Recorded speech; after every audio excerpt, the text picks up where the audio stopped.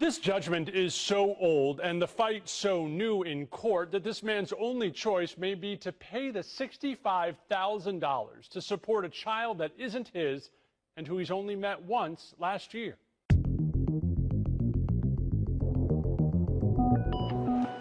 Gabriel Cornejo came to Harris County Family Court hoping he wouldn't have to leave common sense at the door. I've never thought that in my life I would have to defend myself for something that I'm innocent of. Cornejo is a father. He's raising his 3 kids and 2 of his brother's children. But last year, tells us, a deputy showed up at his door with court papers claiming the state of Texas thinks he has another child.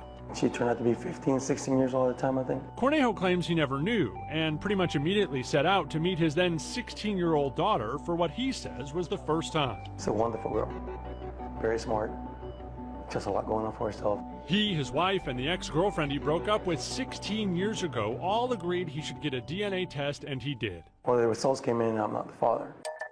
But that's not the end of the case, not even close. Cornejo's ex still wants the money, and so does the state of Texas.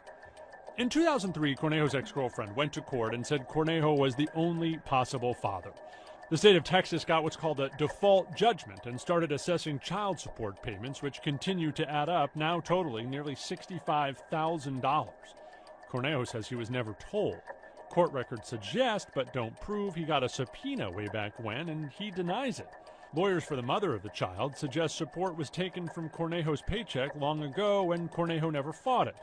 That can be enough to establish a Loctite claim that Cornejo should have dealt with this long ago. Don't stick your head in the sand because it's not going to go away, and there can be consequences even if you don't do anything. Unfortunately, this young child is the one who suffers. Unless he and his lawyer can convince a judge to take a second look, there's nothing that can change the old court order, and Cornejo will still owe all that money. They say he should have fought it back then. He failed to do so.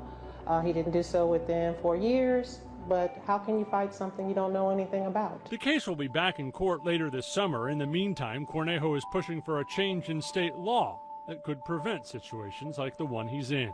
Ted Oberg, 13 Eyewitness News.